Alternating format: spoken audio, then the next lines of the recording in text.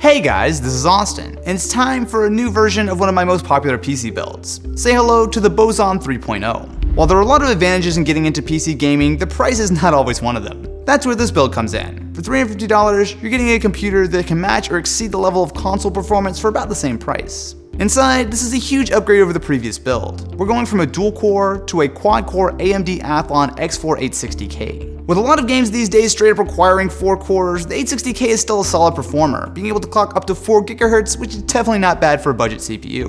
When it comes to budget builds, having a decent CPU is important not only to be able to play games today, but also to give you a little bit of reassurance that they'll still be able to play the latest and greatest in a few years. Paired with the Gigabyte A68H motherboard, you're getting a fairly basic setup that'll still get the job done. You've got all the expected things such as USB 3 as well as SATA 3. The real star of the show though is the XFX Radeon R7 360 graphics card. When it comes to a build that's less than $400, your choice of graphics card is especially important, and with the R7 360, you're getting a lot of firepower that's roughly equivalent to what you'll find in the latest consoles. Based on AMD's latest GCN architecture and paired with 2 GB of GDDR5 memory, this has some serious horsepower. When it comes to Grand Theft Auto 5, you're able to play at medium settings at 1080p with decent frame rates. You'll have to bump things down to low at 1080p for The Witcher 3, but it's still absolutely playable. Pick a slightly less demanding title like Rocket League, and you're able to play at 1080p on high settings and still get really respectable frame rates. Counter-Strike Go is also another game that the Boson 3.0 has no problem handling. We're still able to play on high settings, and the frame rates are no joke.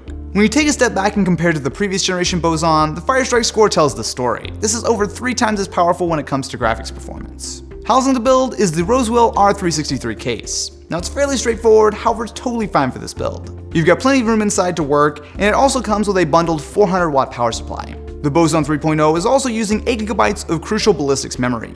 Now 8 GB is enough to run basically any game out there right now, however it's very easy for you to upgrade to 16 GB a little bit later on if you feel like you need to upgrade. For storage, I thought a little bit outside the box and went with a 128 GB ADATA SSD. The advantages of an SSD are huge. It speeds up almost all aspects of a computer. However, 120 GB is not exactly a ton of room for games, so for a little bit more you could upgrade to a larger SSD, or you could also swap it out entirely and use a 1 TB Western Digital Blue hard drive. Considering there's plenty of room inside the case for several other hard drives, you can also just stick with the SSD and add extra hard drives as you need them. And that's one of the best parts of building your own computer. You can customize it however you want.